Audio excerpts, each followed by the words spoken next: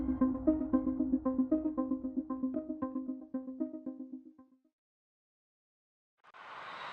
at the Triple Crown Volleyball NIT, I'm Thad Anderson. Up on our platform of prestigious people is the alliterative name of our location here inside, right in the middle of the Salt Palace Convention Center floor, where volleyball courts surround us. Top talent in the volleyball world from all across the country. They've joined us here on President's Day weekend. And as we continue to bring up this is kind of like the red carpet of the Oscars. This is the top personalities around the game of volleyball. Matt Carlson is with Club V, and we've had some other neat people up here today, but Matt kind of blows the lid off of this thing. So, Matt, thanks for being up here today. Yeah, thanks for having me. You know, Club V, and I was looking at what the V represents, and you can go to their website and check it out, Club V. Just check them out online and learn more about their program. It's a volleyball club here located locally. So you guys have the benefit of this event literally in your backyard or your front yard or whatever this is. Let's start right out of the gates with that. I mean, how about location? So our main facility is located in North Salt Lake, which is about 15 minutes away from here, about 5 miles is all. So we are in the next city up from here. So we can ride a bike here and get here in about 30 minutes. It's great. So this is our backyard. So you have a Salt Lake location, and you also have a South location, so kind of two different nerve centers for the Club V program, right? We do. Yeah, our South location we just opened up this year. It's located in Utah County in Linden. So we acquired another club down there, and a lot of the athletes and coaches, and so we opened up a new facility, just a warehouse space there. Club V was founded in 2007, so by no means by way of insult here, but like I was looking, say, Norco Volleyball out of Colorado. They're 32 years into it. They've been going for 32 years. Yeah. You guys are you're around year 10. Yeah. What's the process been like joining the stream when you're still on, I think, the lead end? 2007 was still some of the lead end of how clubs look. Right. But you weren't at the start, one of the pioneers necessarily. What was it like to enter the process at that stage, and what's it been like over the last 10 years? For the last probably 7 years, we go to these national qualifiers, so these big events for volleyball, and we're like, hey, we're Club V. They're like, Club who? Like, we have no idea who you are. And as we started playing open and making waves and getting some of the best talent here and started actually training our own kids, we started an academy program. So we started training our kids when they're 6, 7, 8 years old, and as those kids are growing up and being part of our program, now we're actually starting to win some tournaments and make some waves. So now it's getting some recognition that way. But no, we are definitely babes against some of these giants here. Among some huge clubs that have been very successful the last 30 years. Yeah. And you enjoy that role? It's been fun, kind of the underdog always, right? Mm-hmm. And now it's becoming more, we're, locally and then in the West Coast, we're definitely making more of a name of ourselves, and it's fun. I like that. So Matt Carlson, you're really it, right? You're the only one. There's no other important people in Club V. You're pretty much. Actually, my brother and I started it. So Reed Carlson, my brother. You got to give him credit. I got to give him credit. Okay. He's a brother, right? He's an older brother, so he can be. You're gonna have to see him somewhere else too, at a dinner table somewhere. Right. So tell us just a little bit about the structure. What's the volleyball background of those who lead the process? Volleyball background for you and those who head up Club V. Yeah. So we actually grew up in Chicago. So we actually played for Sky High growing up. So. We played ball here locally, actually, for Utah, the University of Utah here. My brother played at Utah State and then transferred over, but we grew up playing. And then we moved out here, family moved out here, and there wasn't really much volleyball going on, at least for the men's side of it. So we went up playing club volleyball at the U. And then I think, about 2007, somebody asked my brother if he wants to coach girls volleyball, and we're like, absolutely not. No, thank you. Tried it out, fell in love with it, and then we started Club E and grew from there.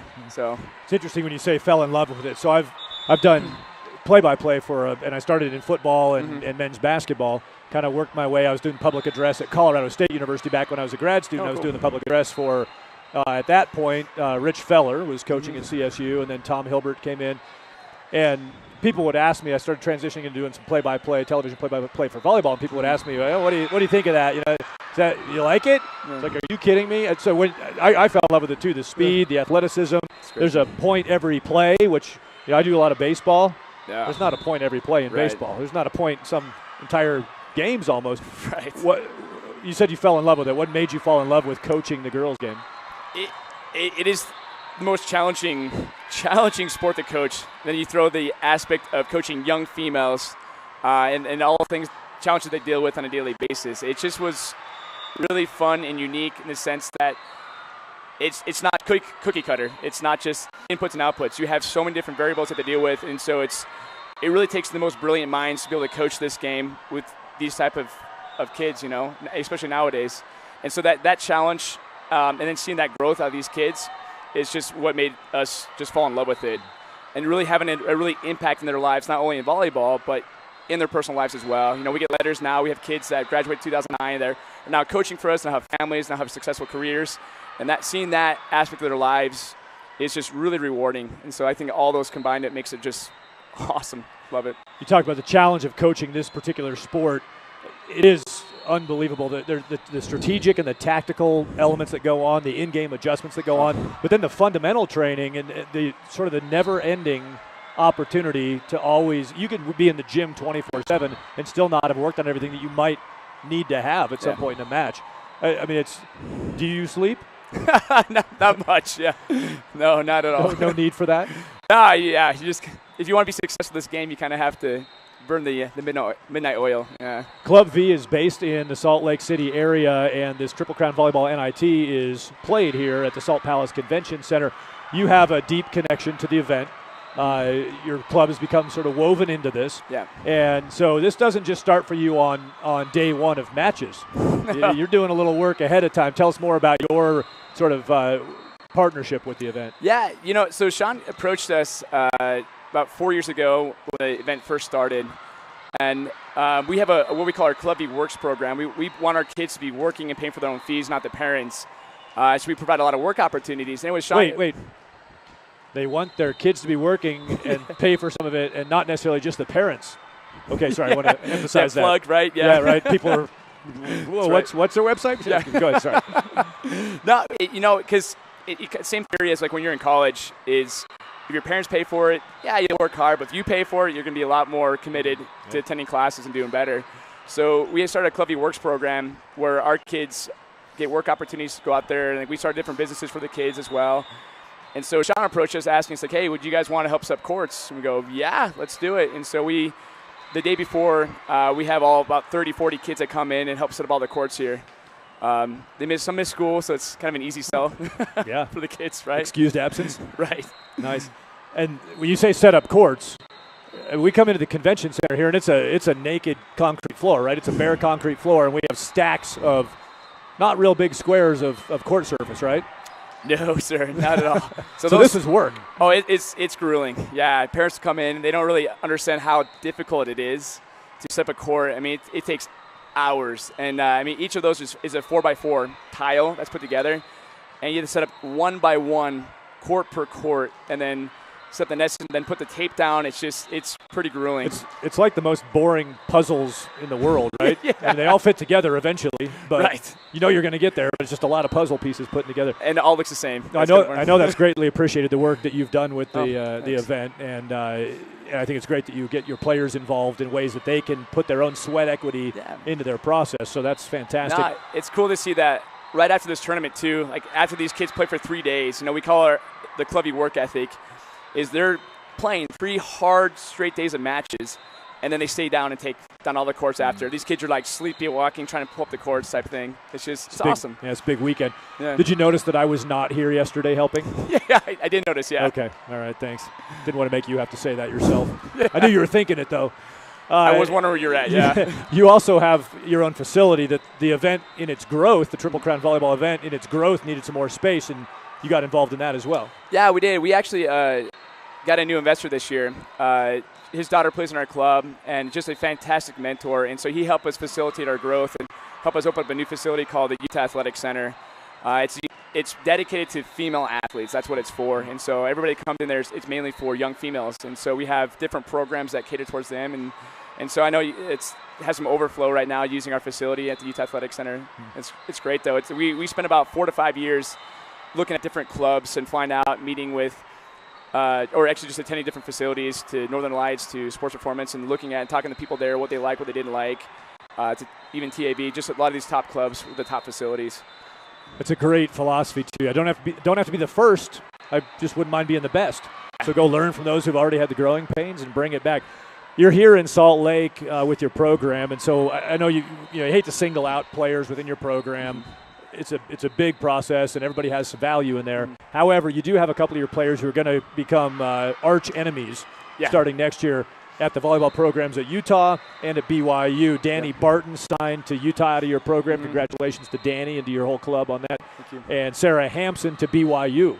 So now you're going to have Barton and Hampson in that annual rivalry match. How are you going to handle that as the part of their family as mentors of these young players? Oh, it's interesting. And your Utah guys. I mean, I know. Even our colors are. So I don't think Sarah's going to be convinced you're really rooting for her at BYU. It's interesting. So on our, it's just holy war in a sense. It's pretty big rivalry between Utah and BYU. So on our 18s, one assistant coach was the starting center that took second at nationals. So she's our assistant coach on our 18s. My assistant coach on the 17s was a starting setter for Utah that went to the round of 16. And these are, rivalries that came out of our club that played for Utah and BYU. And so we try to keep it very, very, very non-biased. You stay neutral. Neutral the whole time. Yeah, we're Switzerland for sure the whole time. Right. But no, Sarah and Danny are just phenomenal athletes, and couldn't be more happy to be able to train these girls and come through our program that way. So. The Club V is doing good things. Anything we haven't touched on that people need to hear about regarding Club V? No, I think we covered it. Yeah. Excellent. So when I did this earlier, so if we do word association here, Sean Hardy is the director of the Triple Crown volleyball event. It takes a giant staff. Sean will be the first to tell you it's a phenomenal village effort. But we're doing word association. So I'm going to try to have you say one word, but it can be two if you need it. Okay. So if I say Sean Hardy, what do you say? Director. You said director, but give me another opportunity. Okay, do another one. Okay. I sort of tilted the process. Yeah, a little bit. Yeah. Okay, I didn't mean to lead the witness. Okay, ready? Sean Hardy. Dang it, director again. No, that's fine. Awesome tournament. Yeah, I know, right? Okay. Yeah. I'm wanting probably more like nasty or mean. Yeah, he's been super nice to us, but from what I hear, he's a tough cookie. So, Sean and I met when I first started working for Triple Crown Sports in the year 2000. I came in to run baseball, and he was running baseball. I was actually coaching teams in his tournaments, and I mean he was nothing but nasty and mean to me. Stepped on my throat every time he could. No, that's not true at all. Sean and the whole Triple Crown staff do a great job. And actually standing up here, Andy Hansen is the media director for Triple Crown Sports. They've done a great job with their presence. TripleCrownSports.com is the website.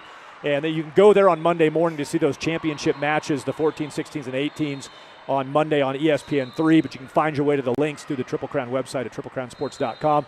Club V is represented here by Matt Carlson, the brothers Carlson, heading up the effort. Matt, thanks for the time. Thank you for your time as well. All right, good luck this weekend. Thank you. You too.